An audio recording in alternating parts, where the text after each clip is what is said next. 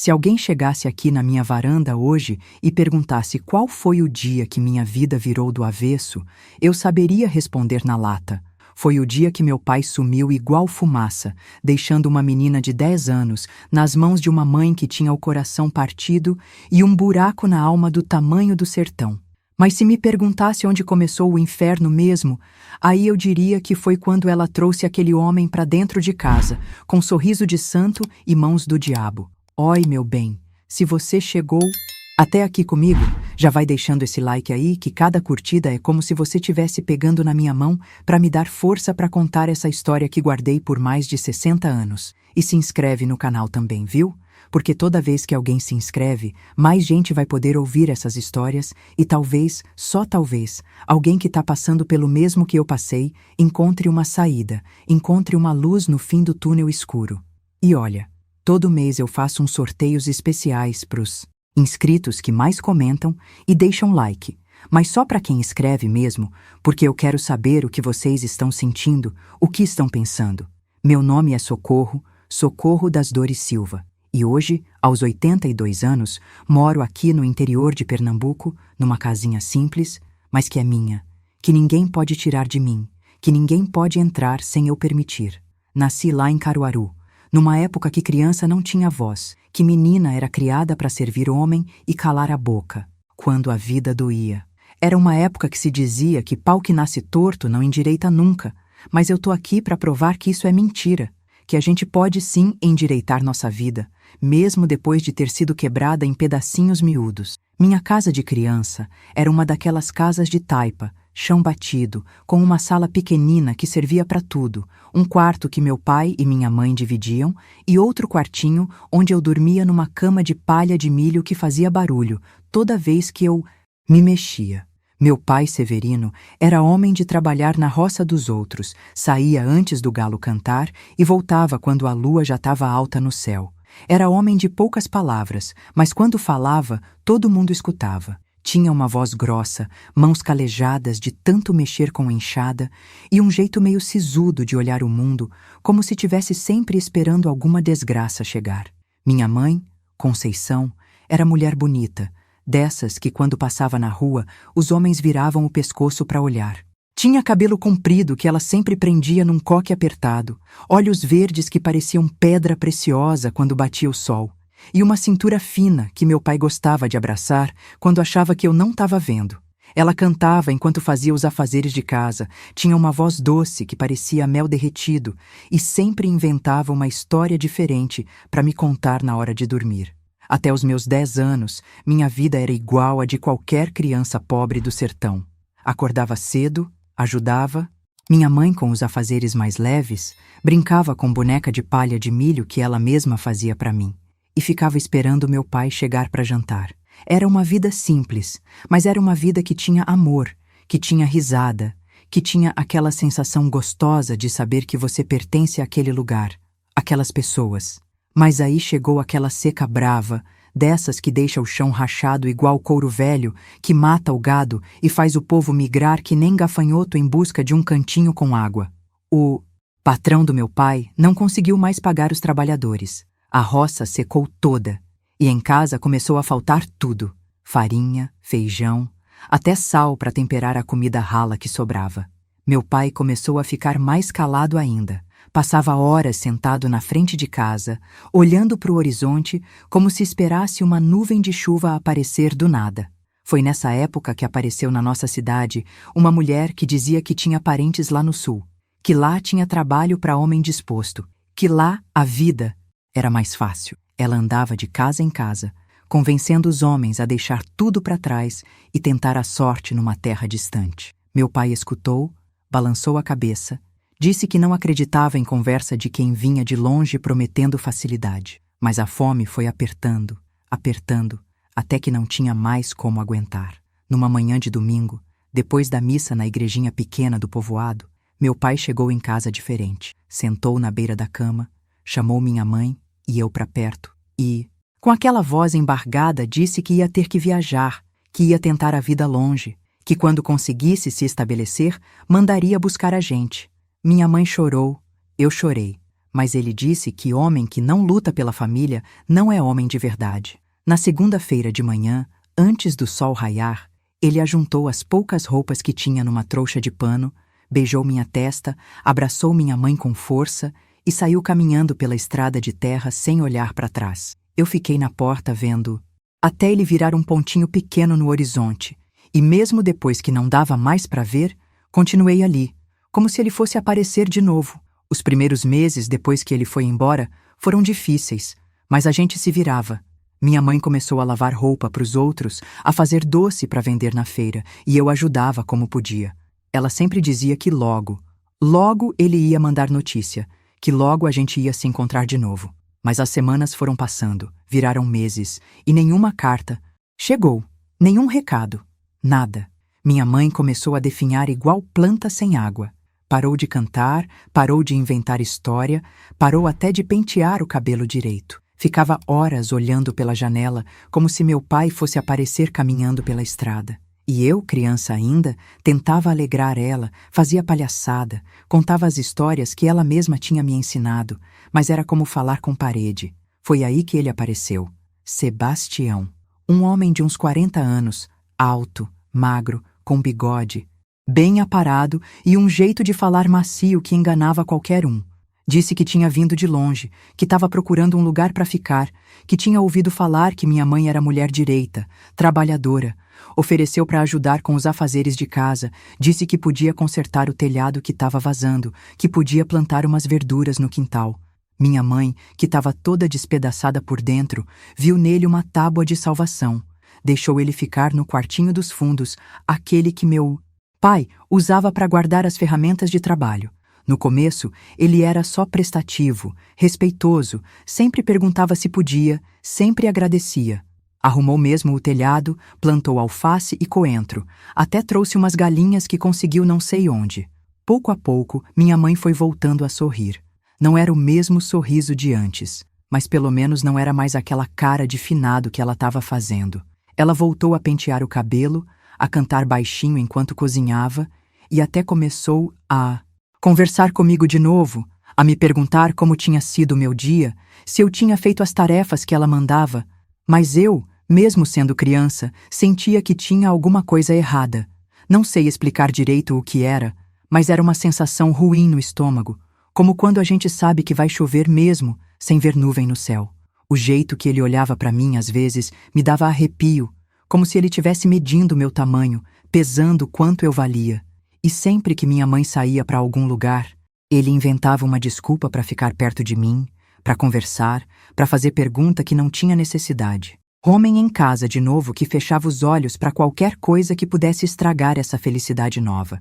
Era a época de festa junina, e minha mãe tinha ficado toda animada porque ia ter arraial na cidade. Ela até costurou um vestido novo para mim, de chita florida, com babadinho na barra. Tava toda orgulhosa, dizendo que eu ia ser a menina mais bonita da festa. Sebastião ficou olhando quando ela estava experimentando o vestido em mim, com aquele sorriso que não chegava nos olhos, e disse: "Uma coisa que me gelou o sangue.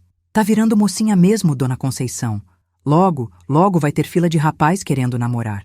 Minha mãe riu, achou graça, disse que eu ainda era muito nova para essas coisas, mas eu vi o jeito que ele continuou me olhando, como se tivesse calculando alguma coisa na cabeça dele. Naquela noite, depois que minha mãe dormiu, eu escutei ele levantando, andando pela casa. Fiquei quietinha na minha cama, fingindo que dormia, mas com o coração batendo igual tambor de zabumba. Ele parou na porta do meu quarto, ficou ali parado uns minutos que pareceram horas, respirando pesado. Depois voltou para o quarto dele, mas eu não consegui mais dormir direito. Ficei a noite toda com um olho aberto, prestando atenção em cada barulho da casa. No dia seguinte, minha mãe teve que ir até a cidade levar uns doces que tinha feito por encomenda. Era uma viagem de dia inteiro, porque ela ia de carroça emprestada e tinha que esperar o homem terminar de resolver as coisas dele para voltar. Sebastião se ofereceu para ficar tomando conta de mim, disse que eu estava muito nova para ficar sozinha, que qualquer coisa podia acontecer. Foi nesse dia que começou o meu inferno particular. Assim que minha mãe sumiu de vista na estrada, ele mudou completamente. O sorriso sumiu, a voz ficou diferente, mais grossa, mais assustadora. Disse que a gente precisava conversar, que eu já estava grande o suficiente para entender certas coisas da vida. Me levou para a sala, mandou eu sentar no banco de madeira que meu pai tinha feito com as próprias mãos. Ele ficou de pé na minha frente, bem perto, e começou a falar sobre como menina vira mulher, sobre as mudanças do corpo, sobre coisas que eu não entendia direito, mas que me faziam sentir suja só de escutar. Quando tentei levantar, ele botou a mão no meu ombro e me empurrou de volta para o banco. Disse que eu era muito desobediente, que precisava aprender a respeitar os mais velhos, principalmente o homem da casa. Nesse momento, eu entendi que ele não era mais visita. Ele tinha tomado o lugar do meu pai. E na cabeça dele, isso lhe dava direito sobre tudo e todos naquela casa, inclusive sobre mim. A mão dele desceu do meu ombro para o meu braço, depois para o meu peito que nem tinha se desenvolvido ainda. Eu me encolhi toda. Tentei afastar, mas ele segurou minha mão com força. Doeu. Disse que se eu contasse alguma coisa para minha mãe, ele ia embora, igual meu pai foi. E ela ia morrer de tristeza. Disse que era segredo nosso, que era normal o padrasto ensinar essas coisas para a enteada, que em todas as casas era assim. Eu era só uma criança, não sabia que aquilo estava errado, não sabia que podia dizer não. Minha mãe sempre me ensinou a respeitar os mais velhos, a obedecer, a não criar caso. Então fiquei ali, paralisada, enquanto ele fazia coisas que não deveria fazer, tocava em lugares que não deveria tocar. Doía, mas não era só dor física, era uma dor na alma, como se alguma coisa preciosa dentro de mim tivesse se quebrado para sempre. Quando terminou, ele alisou meu cabelo com a mesma mão que tinha me machucado e disse que eu tinha sido uma menina muito boa, muito obediente. Deu um bombom que tinha no bolso, como se fosse prêmio, e mandou eu ir tomar banho para ficar limpinha antes da minha mãe chegar. Debaixo da bica d'água fria do quintal, eu esfreguei minha pele até ficar vermelha, mas não conseguia tirar a sensação nojenta. Não. Conseguia parar de tremer. Quando minha mãe chegou, no finalzinho da tarde, me encontrou sentada no canto do quarto, abraçada na boneca de palha, calada, que nem mudo. Ela perguntou se eu estava doente, se tinha acontecido alguma coisa. Olhei para Sebastião, que estava ali do lado dela com aquele sorriso falso, e lembrei das palavras dele. Se eu contasse, ele ia embora, e minha mãe ia ficar que nem ficou quando meu pai foi, mais morta que viva. Então engoli o choro, forcei um sorriso e disse que estava tudo bem, que só estava cansada. Naquela noite, na hora do jantar, ele ficou me olhando por cima da tigela de feijão, com aquele olhar que agora eu entendia o que significava. Era o olhar de quem tinha descoberto um segredo, de quem tinha poder sobre mim. Minha mãe, coitada, não percebia nada. Estava toda contente contando sobre o dia na cidade, sobre as pessoas que tinha encontrado. Depois que ela foi dormir, ele veio no meu quarto de novo. Dessa vez, não ficou só na porta. Entrou. Sentou na beira da minha cama. Botou a mão na minha perna, por cima da coberta, e disse que eu tinha gostado da brincadeira da tarde, que no dia seguinte a gente ia brincar de novo. Eu quis gritar, quis correr, quis chamar minha mãe, mas a voz não saía. Era como se minha garganta tivesse fechado, como se as palavras tivessem se escondido no fundo do peito e se recusassem a sair. Ele interpretou meu silêncio como concordância, sorriu e disse que eu era uma menina esperta, que tinha entendido direitinho como as coisas funcionavam. A partir daquele dia, minha vida virou um pesadelo acordado. Toda vez que minha mãe saía, ele inventava uma desculpa para ficar a sós comigo. Dizia que ia me ensinar a fazer conta, a bordar, qualquer coisa que justificasse a gente ficar no mesmo cômodo. E aí começavam as lições dele, as lições nojentas que me faziam querer morrer. Comecei a ter pesadelo toda noite, acordava gritando, suando frio. Minha mãe ficava preocupada, levou até na benzedeira do povoado, achando que eu estava com quebranto. A velha Filó passou uns raminhos de arruda em mim, rezou umas orações, disse que eu estava com o olho grande de alguém. Se ela soubesse que o mal estava dentro da própria casa dela. Meu corpo começou a definhar. Perdi o apetite, emagreci que nem vara de pescar. Ficava com olheiras roxas que pareciam nó do arroxa. Minha mãe tentava me fazer comer, fazia mingau, sopa, tudo que ela achava que podia me fortalecer. Mas eu não conseguia engolir quase nada. Era como se meu estômago tivesse fechado junto com minha garganta. Na escola, que funcionava numa casa pequena com apenas uma professora para todas as idades, eu, que sempre fui esperta, comecei a ficar para trás. Não conseguia prestar atenção nas lições, ficava olhando pela janela, perdida em pensamentos ruins. A professora, Dona Marlene, chamou minha mãe para conversar. Disse que eu estava diferente, que parecia uma criança triste. Se você chegou até aqui, comigo, e está sentindo o que eu senti, deixa um comentário aí embaixo contando o que você está pensando. Sua palavra pode ajudar alguém que está passando pela mesma situação que eu passei.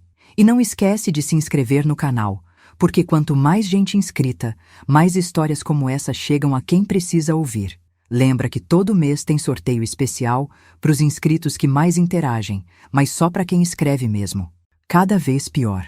Não era mais só tocar, não era mais só aquelas lições nojentas. Ele começou a dizer que eu precisava aprender a ser mulher de verdade, que minha mãe não estava me ensinando direito, que ele ia ter que tomar conta da minha educação. Toda vez que falava isso, meu corpo inteiro gelava, porque eu já sabia o que vinha depois. Numa tarde de muito calor, daquelas que até os passarinhos ficam de bico aberto procurando sombra, minha mãe teve que ir ajudar a comadre dela que estava de resguardo. Era a terceira filha da mulher, e pelo costume da região, as vizinhas se ajudavam nos primeiros dias depois do parto. Minha mãe ia ficar lá até de noite, cuidando da casa, cozinhando, lavando a roupa do nenê. Sebastião ficou me olhando enquanto ela arrumava a trouxa com as coisas que ia levar. Quando ela se despediu, dando beijinho na minha testa e dizendo para eu ser obediente, ele acenou da porta com aquele sorriso que eu já conhecia bem. Era o sorriso de quem estava planejando alguma maldade, de quem já sabia exatamente o que ia fazer quando ficasse sozinho comigo. Assim que minha mãe sumiu na estrada, ele trancou a porta da frente, coisa que a gente nunca fazia, nem de noite. Disse que era para ninguém incomodar, que a gente ia ter uma tarde muito especial, só nós dois. O jeito que ele falou me deu vontade de vomitar, mas eu engoli seco e tentei fingir que não entendia. Ele mandou eu ir para o quarto de minha mãe, aquele que era o maior da casa, que tinha a cama de casal que meu pai tinha comprado quando eles casaram. Eu disse que não queria, que preferia ficar na sala, mas ele não aceitou conversa. Me pegou pelo braço, com força, e me arrastou para o quarto. Fechou a porta e botou uma cadeira encostada nela, como se alguém pudesse aparecer do nada naquela casa perdida no meio do nada. Foi nesse dia que ele tirou completamente minha infância de mim. Não vou contar os detalhes porque tem criança que pode estar ouvindo, e porque certas coisas são pesadas demais até para quem já é adulto. Mas posso dizer que foi o dia que eu morri por dentro, que a Socorro menina deixou de existir e só ficou um corpo pequeno e machucado, com uma alma despedaçada. Quando terminou, ele me deu não um bombom, mas uma moeda. Disse que era pagamento pelo meu bom comportamento. Falou que agora eu era mulher de verdade, que tinha aprendido o que toda menina precisa aprender, que eu devia ficar orgulhosa. Orgulhosa? Como se pode ficar? Orgulhosa de uma coisa que dói tanto, que faz a gente se sentir mais suja que porco na lama? Ele ainda teve a cara de pau de dizer que aquilo era presente, que nem toda menina tinha a sorte de aprender com alguém experiente, que quando eu fosse casar, eu ia agradecer a ele por ter me preparado. Disse também que se eu contasse para alguém, não era só ele que ia embora. Ele ia contar para todo mundo que eu era uma menina safada, que tinha pedido para ele fazer aquelas coisas, que ninguém ia mais querer casar comigo. Fiquei deitada naquela cama até escurecer, sem conseguir me mexer, sem conseguir chorar, sem conseguir sentir nada, além de uma dor que parecia tomar conta do meu corpo inteiro. Quando escutei o barulho dos pés da minha mãe na varanda, me levantei num pulo, me vesti correndo e fui pro meu quarto. Ela chegou toda animada, contando sobre o nenê, sobre como ele era lindo, sobre como a comadre estava bem. Perguntou como tinha sido meu dia, se Sebastião tinha cuidado bem de mim. Ele respondeu por mim. Disse que eu tinha sido uma menina exemplar, que tinha ajudado com os afazeres, que até tinha cochilado um pouco de tarde. Olhei para ele quando ele disse isso, com todo o ódio que uma criança de 10 anos pode sentir. Mas ele só sorriu. Era um sorriso de vitória, de quem sabia que tinha ganhado a guerra, que tinha me quebrado completamente. E o pior é que ele estava certo. Eu estava quebrada mesmo, despedaçada em tantos pedacinhos que nem sabia se Um dia ia conseguir me juntar de novo. Naquela noite, e em muitas noites que vieram depois, eu não consegui dormir. Ficava olhando para o teto de palha, contando as goteiras que pingavam quando chovia, tentando não pensar em nada. Mas era impossível. As imagens do que tinha acontecido não saíam da minha cabeça, voltavam sempre, principalmente na hora que eu estava quase pegando no sono. Comecei a ter uns comportamentos estranhos. Parei de tomar banho direito, como se ficar suja pudesse me proteger de alguma forma. Parei de comer quase completamente. Só beliscava alguma coisa quando minha mãe insistia muito. Comecei a falar sozinha, baixinho, rezando umas orações que nem sabia direito, pedindo para Deus me levar embora, para não ter que passar mais por aquilo. Minha mãe notou as mudanças, claro. Como é que uma mãe não ia notar que a filha estava definhando igual planta sem água? Mas ela interpretou tudo errado. Achou que eu estava com saudade do meu pai, que estava sentindo falta de figura paterna. Ironicamente, foi isso que ela usou para justificar quando Sebastião pediu ela em casamento. Ele fez o pedido numa noite de sábado, depois do jantar. Disse que tinha se acostumado com nossa família, que gostava muito de nós duas, que queria oficializar a situação. Minha mãe ficou toda sem jeito, corada igual moça nova. Disse que precisava pensar, mas eu vi nos olhos dela que ela já tinha decidido que sim. Na semana seguinte, ela foi na cidade resolver os papéis. Não tinha cartório no nosso povoado, então teve que ir até a cidade mais próxima, que ficava a umas 3 horas de viagem. Deixou eu e Sebastião sozinhos de novo, e dessa vez ele comemorou. Disse que logo a gente ia ser família de verdade, que ele ia ser meu pai de verdade, que ia ter todo o direito de me educar do jeito que achasse melhor. Enquanto minha mãe estava fora, ele abusou de mim mais uma vez.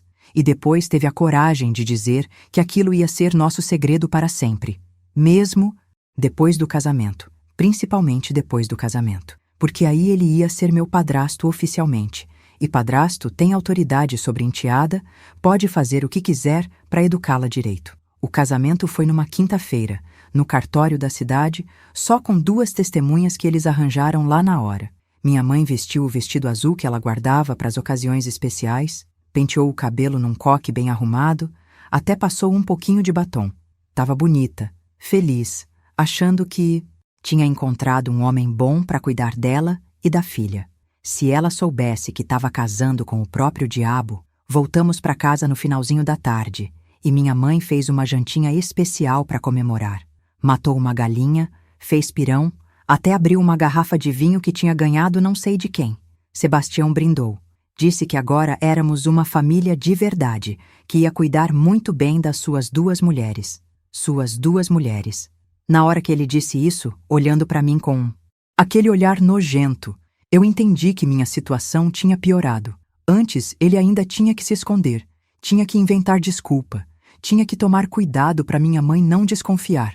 Agora não. Agora, ele era o homem da casa, o marido, o padrasto. Tinha poder oficial sobre mim. Naquela noite, a primeira noite deles como marido e mulher, eu escutei eles conversando no quarto.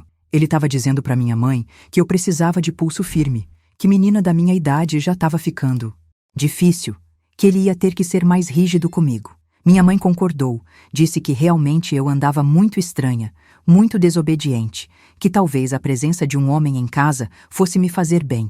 Como é que pode uma mãe ser tão cega? Como é que pode não perceber que a filha está morrendo por dentro, que está pedindo socorro de todas as formas que uma criança sabe pedir? Família. E na cabeça dele isso significava que podia fazer o que bem entendesse comigo. Minha mãe, que antes pelo menos ficava em casa na maior parte do tempo, começou a sair mais. Ela arranjou uns trabalhinhos na cidade, costurando para umas senhoras ricas, e às vezes ficava fora o dia inteiro. Sebastião incentivava essas saídas. Dizia que mulher trabalhadora era mulher de valor, que ela merecia sair um pouco de casa, conhecer pessoas novas. Minha mãe ficava toda orgulhosa quando ele falava isso. Achava que tinha casado com um homem moderno que respeitava o trabalho da esposa.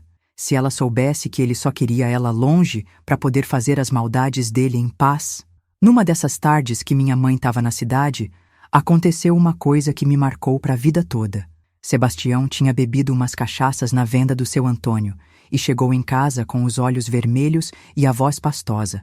Quando ele bebia, ficava ainda pior, mais violento, mais nojento.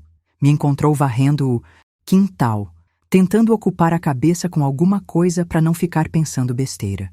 Ele se encostou no batente da porta e ficou me olhando trabalhar, com aquele olhar que me dava nojo. Depois de um tempo, disse que eu estava ficando preguiçosa, que não estava limpando direito, que ele ia ter que me ensinar como se faz serviço de casa. Pegou a vassoura da minha mão e mandou eu entrar na casa. Quando entrei, ele trancou a porta atrás de nós e disse que ia me dar uma lição que eu nunca ia esquecer.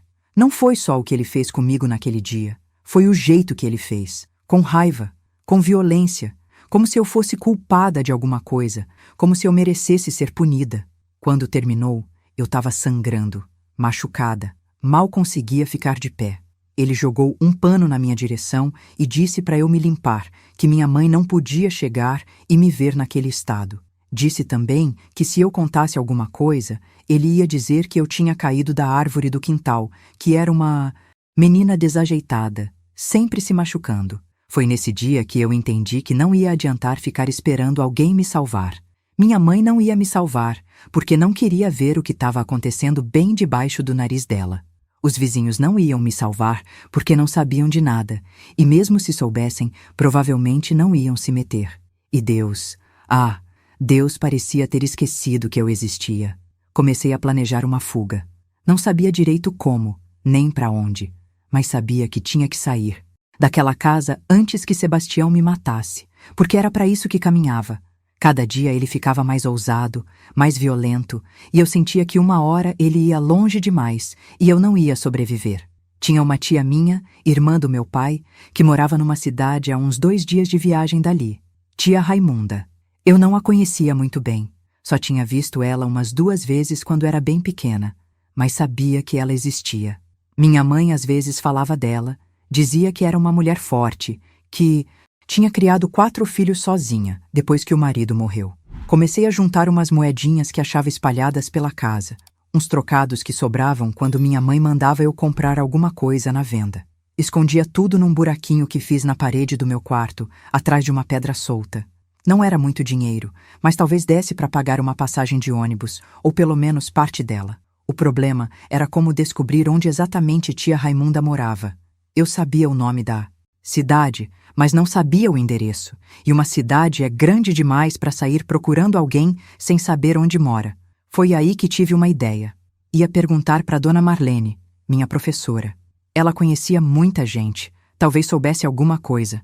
No dia seguinte, na escola, esperei todo mundo ir embora e fiquei para trás, fingindo que estava arrumando meus cadernos. Quando ficamos sozinhas, me aproximei da mesa dela e, com o coração batendo igual tambor, perguntei se ela conhecia minha tia, Raimunda. Dona Marlene levantou os olhos dos papéis que estava corrigindo e me olhou com atenção. Perguntou por que eu queria saber se tinha acontecido alguma coisa. Eu disse que não, que era só curiosidade mesmo, que minha mãe às vezes falava dela e eu ficava imaginando como ela era. Ela ficou me olhando uns minutinhos, como se estivesse tentando ler meus pensamentos. Depois disse que conhecia sim, que tia Raimunda tinha uma casa de comida na praça principal da cidade, que era uma mulher muito respeitada por lá. Me deu até o endereço direitinho. Disse que se algum dia eu quisesse mandar uma carta para ela, podia usar aquele endereço. Uma carta. Por que eu não tinha pensado nisso antes? Podia escrever uma carta para tia Raimunda, contar o que estava acontecendo, pedir ajuda.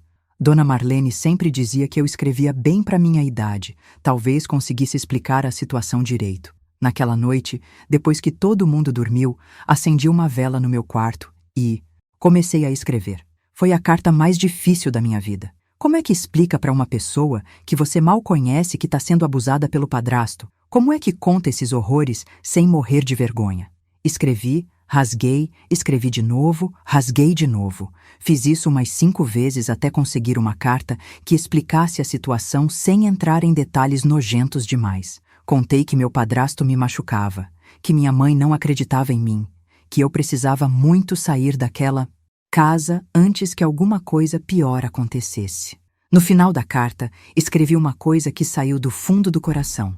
Tia, eu sei que a senhora não me conhece direito, mas eu sou filha do seu irmão Severino, e ele sempre dizia que família ajuda a família. Eu não tenho mais ninguém no mundo para me ajudar. Só a senhora. Se puder, por favor, me tire daqui. Eu prometo que vou trabalhar, vou ajudar com tudo o que precisar, só não me deixe aqui. Dobrei a carta, botei num envelope que peguei, emprestado da escola, e no dia seguinte fui até os correios da cidade. O homem que trabalhava lá me olhou meio desconfiado quando viu uma menina pequena querendo mandar carta sozinha, mas aceitou o dinheiro e disse que ia mandar. Agora era só esperar. Mas esperar o quê, exatamente? Eu nem sabia se tia Raimunda ia receber a carta, se ia ler, se ia acreditar no que eu estava contando. E mesmo se acreditasse, será que ia querer se meter numa situação dessas? Será que ia querer arrumar problema com Sebastião por causa de uma sobrinha que mal conhecia? Os dias passaram devagar, cada um mais difícil que o outro. Sebastião continuava com as maldades dele, e eu continuava sem poder fazer nada, além de aguentar e rezar para que a carta chegasse logo no destino. Minha mãe andava toda feliz, porque tinha conseguido mais clientes na cidade, estava ganhando um dinheirinho extra costurando. Não fazia ideia de que cada real que ela ganhava era pago com o meu sofrimento, porque, quanto mais ela ficava fora, mais tempo Sebastião tinha para fazer o que queria comigo. Vocês que estão me ouvindo, se conhecem alguém que está passando por uma situação parecida, não fechem os olhos, não finjam que não é com vocês. Às vezes uma palavra amiga, uma ajuda pequena, pode salvar uma vida. Deixem nos comentários o que vocês acham dessa história até agora, se conhecem casos parecidos, como podemos ajudar as crianças que passam por isso. E não esqueçam de se inscrever no canal, porque histórias como essa precisam ser contadas, precisam chegar a quem precisa ouvir. Léguas e léguas entregando correspondência pelos povoados. Ele trazia uma carta para minha mãe, e quando ela abriu, vi que era de tia Raimunda. Meu coração disparou. Será que ela tinha respondido minha carta? Será que tinha contado tudo para minha mãe? Fiquei ali parada, tentando ler a expressão do rosto da minha mãe enquanto ela lia a carta. Primeiro ela sorriu, depois franziu a testa, depois olhou para mim com uma cara estranha. Socorro, ela disse. Sua tia quer que você vá passar uns tempos lá com ela. Diz que precisa de uma menina para ajudar na casa de comida, que pode te ensinar o ofício. Meu coração quase saiu pela boca. Tia Raimunda tinha entendido minha carta. Tinha arranjado um jeito de me tirar dali sem levantar suspeita. Sebastião, que estava sentado na mesa tomando café, levantou os olhos do prato e disse: Que história é essa? A menina fica aqui mesmo. Lugar de criança é com os pais. Mas minha mãe, pela primeira vez, desde que ele chegou na nossa casa, não concordou com ele na hora. Ora, Sebastião, ela disse, pode ser uma boa oportunidade para Socorro. Raimunda sempre foi mulher trabalhadora. Pode ensinar umas coisas boas para a menina. E Socorro anda tão esquisita ultimamente, talvez uma mudança de ares faça bem. Ele insistiu que eu devia ficar.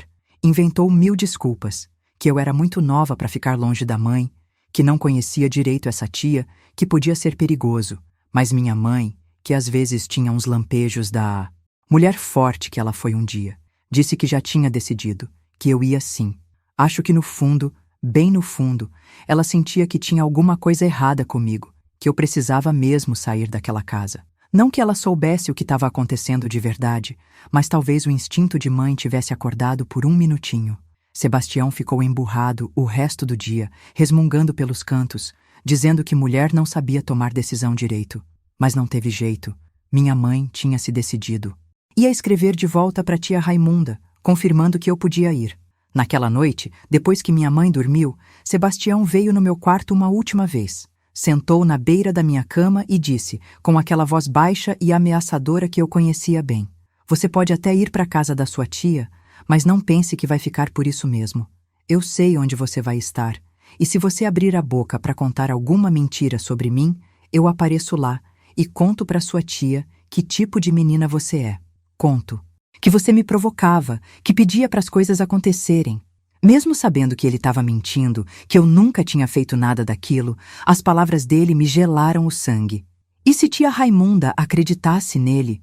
E se ela achasse que eu era uma menina safada que merecia o que tinha acontecido comigo? Mas mesmo com medo, eu sabia que qualquer lugar era melhor que aquela casa. Qualquer situação era melhor que continuar sendo abusada todos os dias. A viagem até a cidade de tia Raimunda foi A mais longa da minha vida. 2 baldeações de ônibus, estradas esburacadas, calor de rachar, e eu ali com uma trouxinha de roupa e o coração na mão. Não sabia o que ia encontrar quando chegasse. Se tia Raimunda ia ser boa comigo, se ia entender pelo que eu tinha passado. Quando finalmente cheguei na rodoviária da cidade, procurei pela casa de comida que Dona Marlene tinha me falado. Não foi difícil de achar. Era bem na praça principal mesmo, uma casa simples, mas limpa, com umas mesas de madeira na frente e um cheiro gostoso de comida saindo de lá de dentro. Tia Raimunda estava lá, atendendo os clientes, uma mulher alta e forte, com cabelo grisalho preso num coque e um avental florido amarrado na cintura. Quando me viu, parou o que estava fazendo e veio na minha direção. Me olhou de cima a baixo, como se estivesse analisando cada detalhe do meu rosto, cada marca que o sofrimento tinha deixado em mim. Você é Socorro, ela disse. E não era pergunta, era afirmação. Parece com seu pai quando era da sua idade. Depois me puxou para um abraço apertado, daqueles que a gente sente que a pessoa está tentando passar força, tentando dizer que tudo vai ficar bem. Ela me levou para a casa dela, que ficava nos fundos da casa de comida. Era pequena, mas aconchegante, com 2 quartos, uma sala e uma cozinha. Este vai ser seu quarto, ela disse, me mostrando um quartinho simples, com uma cama de solteiro, um guarda-roupa pequeno e uma mesinha de estudar. Espero que você se sinta em casa aqui. Naquela primeira noite, depois do jantar, ela me chamou para conversar. Sentamos na varanda, olhando as estrelas, e ela foi direto ao assunto. Socorro, eu recebi sua carta. Não precisa ter vergonha de nada, não precisa esconder nada de mim. Eu sei pelo que você passou. Comecei a chorar. Todos aqueles meses de dor, de medo, de silêncio, saindo pelos olhos. Ela me deixou chorar até não ter mais lágrima, só passando a mão no meu cabelo, dizendo baixinho que agora eu estava segura que ninguém ia me machucar mais. Aquele homem não vai te encontrar aqui, ela disse. E mesmo se encontrasse, ia ter que passar por cima de mim primeiro. Ninguém encosta um dedo em você sem a minha permissão. Entendeu? Pela primeira vez em meses, eu me senti protegida de verdade. Tia Raimunda me explicou como ia ser minha vida ali. De manhã, eu ia ajudar na casa de comida, aprendendo a cozinhar, a atender os clientes, a cuidar do dinheiro. De tarde, ia para a escola da cidade, que era muito melhor que a escolinha do povoado. De noite, ia ter tempo para estudar, para ler, para ser criança de novo. Mas antes de qualquer coisa, ela disse, você vai ver um médico. Preciso ter certeza de que está tudo bem com você, de que ele não te machucou por dentro. No dia seguinte, ela me levou numa doutora, a primeira médica mulher que eu via na vida. Dona Carmen, uma senhora bondosa que me examinou com todo cuidado, que me explicou que meu corpo ia se curar, que eu ia ficar bem. Foi Dona Carmen quem me explicou que o que tinha acontecido comigo não era culpa minha, que eu não tinha feito nada errado, que Sebastião é que era doente, criminoso. Existem homens assim no mundo, ela disse. Homens que fazem mal às crianças, mas também existem pessoas boas, como sua tia, que vão te proteger. Nos primeiros dias na casa de tia Raimunda, eu ainda acordava no meio da noite, assustada, achando que Sebastião ia aparecer do nada. Mas aos poucos fui me acostumando com a segurança, com a sensação de que podia dormir em paz, de que ninguém ia abrir a porta do meu quarto sem permissão. Tia Raimunda me ensinou a cozinhar pratos que eu nunca tinha experimentado. Me mostrou como lidar com dinheiro, como conversar com os clientes. A casa de comida dela era famosa na cidade, sempre cheia de gente trabalhadora que vinha almoçar ali. E eu, aos poucos, fui aprendendo que o mundo tinha pessoas boas também.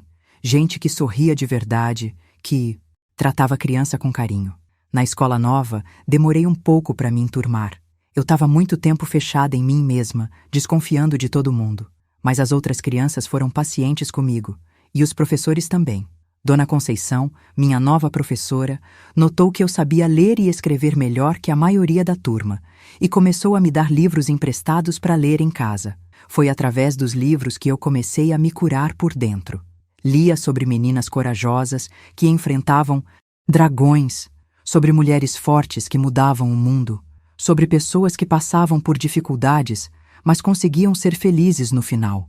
E aos poucos fui entendendo que minha história não tinha acabado naquele quarto escuro do povoado, que eu ainda podia ter um futuro diferente.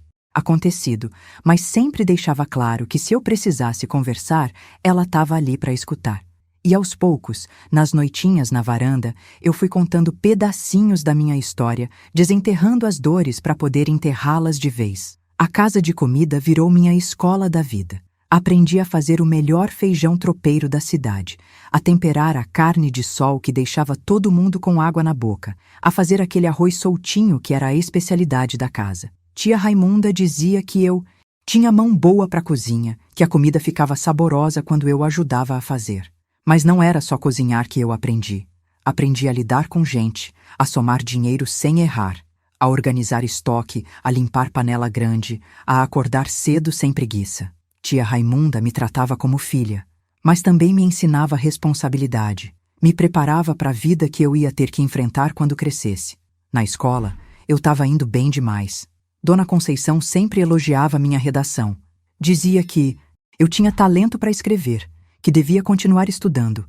Ela até me emprestou uns livros que não eram da escola, livros de gente famosa que contava histórias bonitas. Eu lia de noite, na luz da lamparina, e ia para um mundo diferente.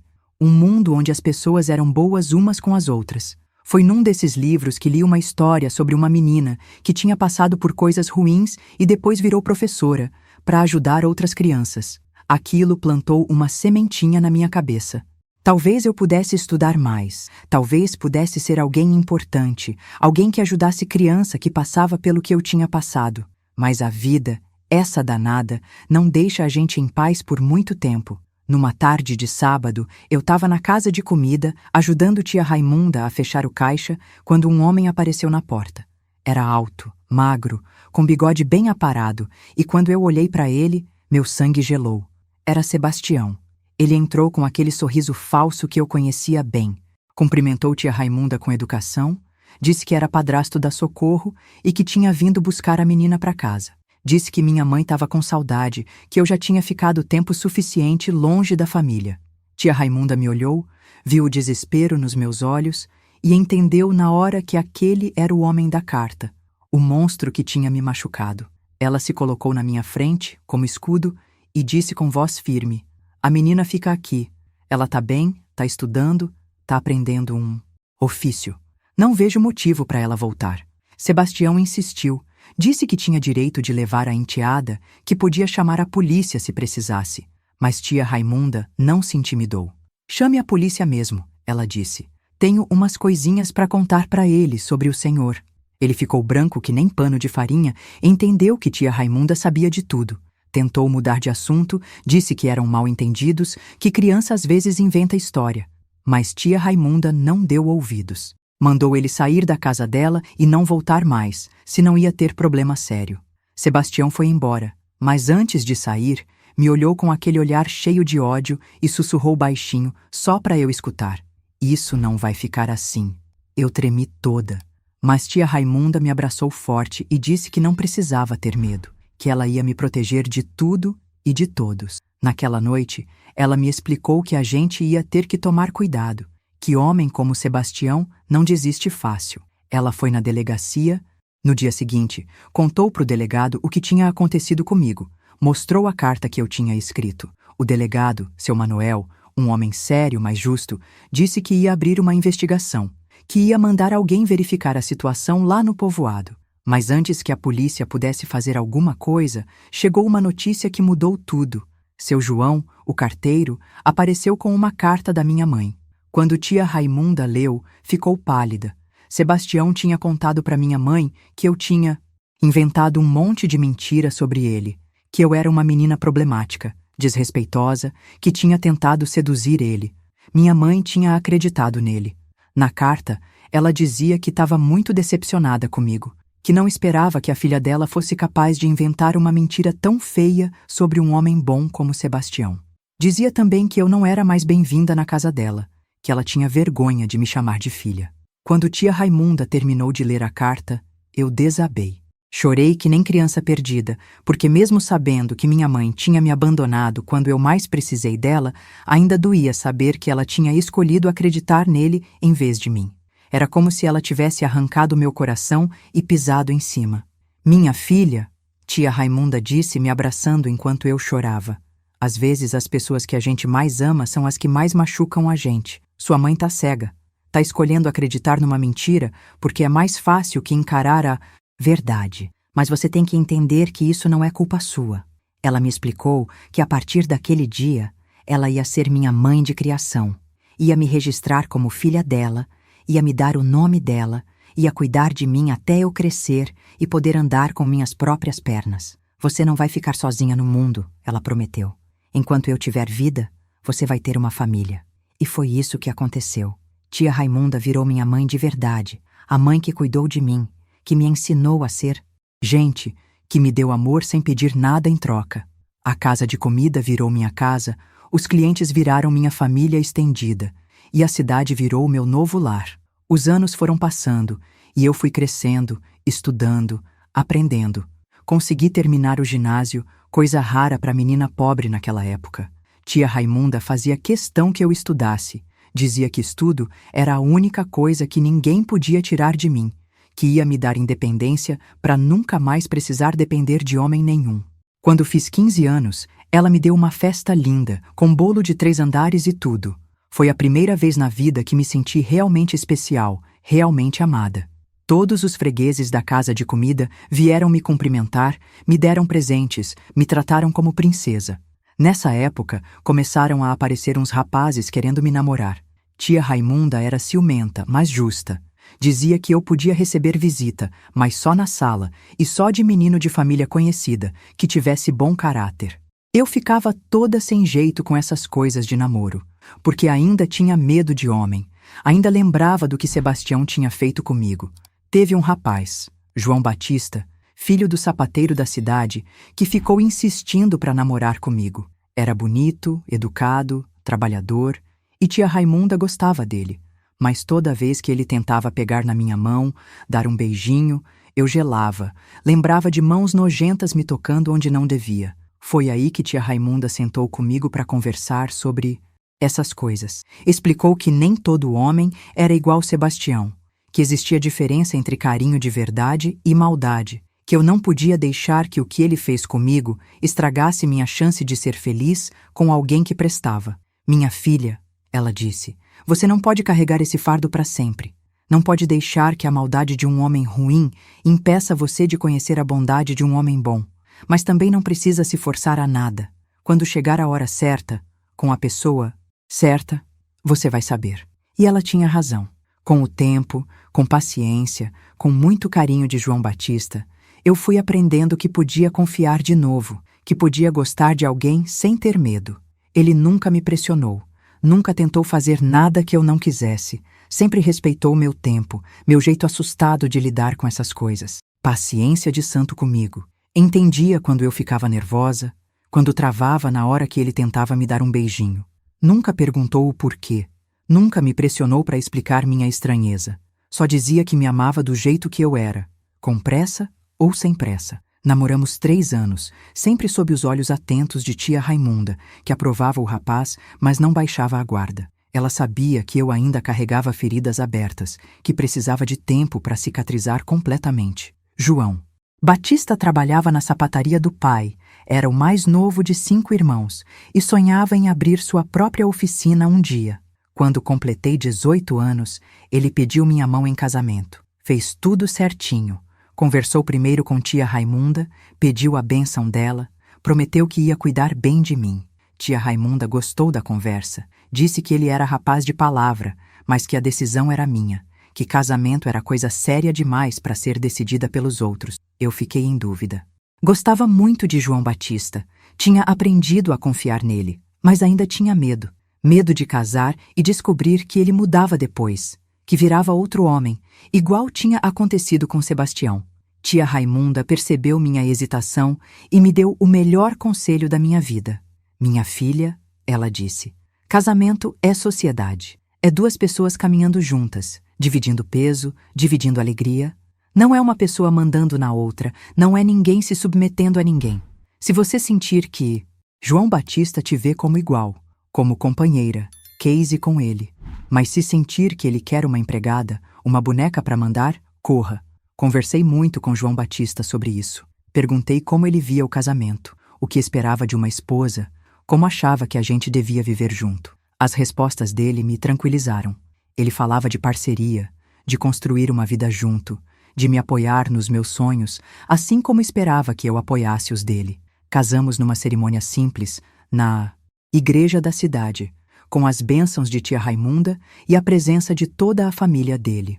Usei o vestido de noiva que tia Raimunda tinha usado quando casou com tio Joaquim, anos antes de eu nascer. Era um vestido simples, mas bonito, de renda branca, que ela tinha guardado com carinho, esperando uma ocasião especial. A lua de mel foi ali mesmo na cidade, numa pensãozinha familiar que ficava na praça. João Batista foi delicado comigo, entendeu minha nervosidade, meu medo. Na primeira noite, quando chegou a hora de ter relações, eu tive uma crise de pânico. Comecei a chorar sem parar, a tremer igual vara verde. Ele não ficou bravo, não me pressionou, só me abraçou, me acalmou. Disse que a gente tinha a vida toda pela frente, que não precisava ter pressa para nada. Foi aí que eu contei para ele, pela primeira vez, o que tinha acontecido comigo quando criança. Contei sobre Sebastião, sobre os abusos, sobre como aquilo ainda me assombrava. João Batista chorou junto comigo, quando soube da verdade. Disse que entendia agora minha estranheza, meus medos, e que ia ter toda a paciência do mundo comigo. Socorro, ele disse. Você não é obrigada a nada. Sou seu marido, não seu dono. A gente vai no seu tempo, do seu jeito. E foi assim que nossa vida conjugal começou. Devagar, com muito carinho, muito respeito. João Batista foi me mostrando que relação entre marido e mulher podia ser boa, podia ser prazerosa para as duas partes, que não tinha nada a ver com o que Sebastião fazia comigo. Era amor, não violência. Era entrega, não submissão forçada. Com o tempo, fui me curando completamente. Aprendi a gostar do meu corpo de novo, aprendi que podia sentir prazer sem culpa, que podia ser mulher por inteiro sem ter vergonha. João Batista foi meu médico da alma, meu professor de amor verdadeiro. Montamos nossa casa num terreno que tia Raimunda nos deu de presente de casamento. Era pequena, 2 peças e cozinha, mas era nossa.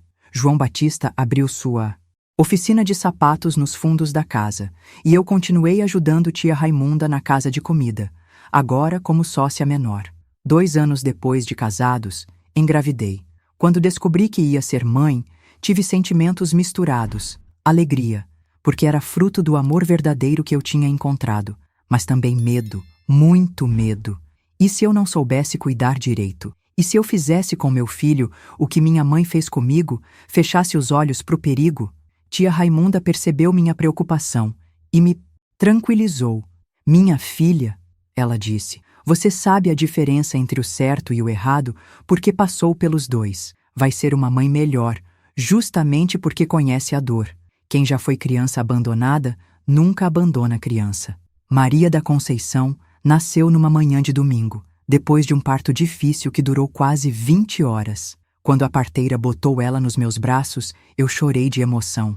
Era uma bonequinha perfeita, com os olhos do pai e meu cabelo cacheado. Olhando para ela, prometi que ia dar tudo o que eu não tive. Proteção, amor, voz para falar quando alguma coisa estivesse errada. Ser mãe me completou de uma maneira que eu não esperava. Cada sorriso de Maria, cada gracinha que ela fazia, cada palavra nova que aprendia, era como se fosse curando um pedacinho da minha infância perdida. Eu via nela a criança que eu deveria ter sido, livre, feliz, protegida. João Batista foi um pai maravilhoso desde o primeiro dia. Acordava de madrugada para me ajudar com as mamadas, trocava fralda sem reclamar, brincava com Maria como se fosse criança também. Ver ele com nossa filha me fez ter certeza de que tinha escolhido o homem certo, que nossa família estava segura. Quando Maria estava com 3 anos, tia Raimunda adoeceu. Foi uma doença que veio devagar, roubando as forças dela pouco a pouco. Ela, que sempre foi forte como jumento, foi ficando fraca, cansada, sem vontade de comer. O médico disse que era do coração, que o órgão estava cansado de tanto bombear vida para os outros. Cuidei dela como ela tinha cuidado de mim. Levava comida na boca, dava remédio na hora certa, ficava do lado dela nas noites de insônia, quando a dor não deixava dormir. Ela dizia que eu não precisava fazer aquilo, que devia cuidar da minha família, mas eu respondia que ela era minha família também. a pessoa mais importante da minha vida, depois de João Batista e Maria. Numa tarde de quinta-feira, ela me chamou para conversar. Tava mais fraca que o normal, mas lúcida, com aqueles olhos ainda brilhando de inteligência. Socorro, ela disse. Eu vou partir logo. Sinto no corpo, sinto na alma. Mas quero que você saiba que você foi a filha que eu nunca tive, a alegria da minha velhice. Chorei. Disse que ela não podia falar assim, que ainda ia ficar muito tempo com a gente. Mas ela balançou a cabeça. Cada um tem seu tempo neste mundo, minha filha. O meu tá acabando, mas o seu ainda tem muito pela frente. Você ainda tem muita gente para ajudar. Muita criança para salvar, igual eu salvei você.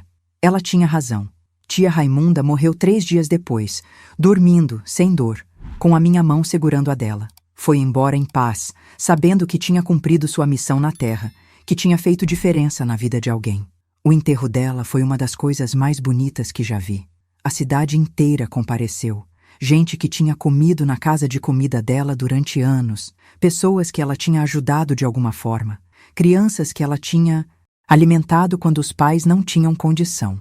Todo mundo chorando, todo mundo com uma história boa para contar sobre ela. Herdei a casa de comida, a casa onde ela morava e um dinheirinho que ela tinha guardado ao longo dos anos. Mas o que mais herdei foi o exemplo dela, a vontade de ajudar os outros, de fazer diferença no mundo.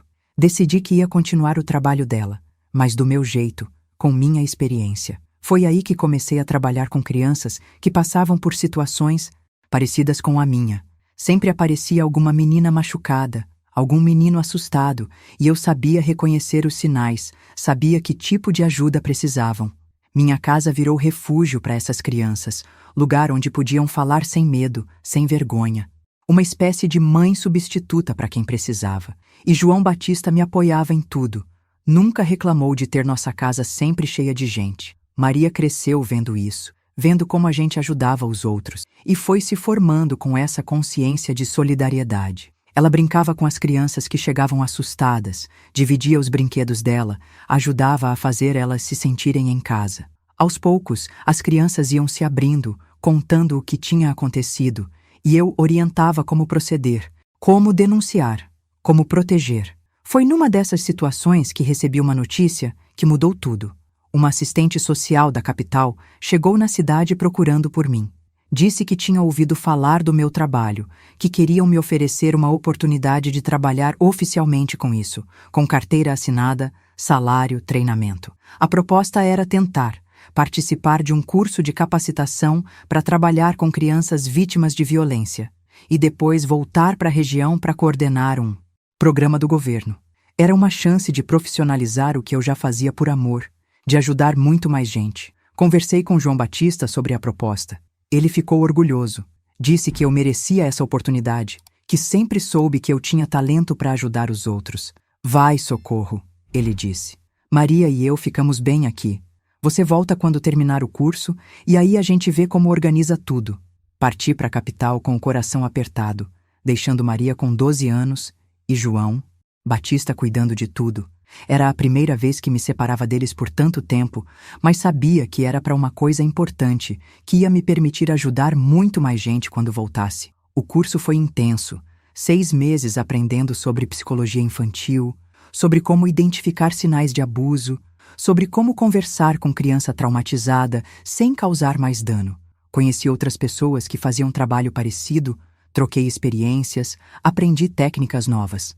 Mas o mais importante foi quando contei minha própria história para as outras participantes do curso. Elas ficaram impressionadas, disseram que eu tinha uma sensibilidade especial justamente porque tinha passado pela situação. Você fala a língua delas, disse uma psicóloga de São Paulo. Sabe exatamente o que elas estão sentindo. Quando voltei para a cidade, trouxe na bagagem não só o diploma do curso, mas uma missão clara: criar um centro de acolhimento para crianças vítimas de violência na nossa região. O governo estadual ia dar apoio, recursos, mas precisava de alguém local para coordenar. Esse alguém era eu. O centro funcionou primeiro na minha própria casa, depois conseguimos uma casa maior, com quartos para abrigar as crianças temporariamente, sala para atendimento psicológico, espaço para atividades educativas. Contratamos uma psicóloga, uma assistente social, uma cozinheira. e formamos uma equipe pequena mais eficiente. Nos primeiros anos, atendemos dezenas de casos. Meninas como eu, tinha sido meninos também, porque descobri que a violência não escolhe gênero.